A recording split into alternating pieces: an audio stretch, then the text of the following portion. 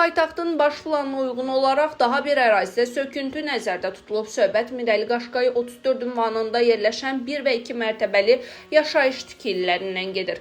Təxminən bir əsr əvvəl inşa edilmiş bu binaların yaxın vaxtlarda sökülməsi planlaşdırılır. Bildirilir ki, sakinlərə hər kvadrat metr üçün 2700 manat məbləğində kompensasiya təklif olunub.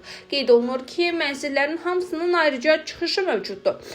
Artıq ərazidə evləri söküləcək sakinlərlə görüş keçirilib, mənzillərin texniki vəziyyəti və qiymətləndirilib və inventarlaşdırma işləri aparılıb. Məlumata əsasən binalar söküldükdən sonra həmin ərazidə yeni çoxmərtəbəli yaşayış binasının inşası nəzərdə tutulmur. Layihənin detalları və ərazinin gələcək təyinatı ilə bağlı isə əlavə məlumatın veriləcəyi gözlənilir.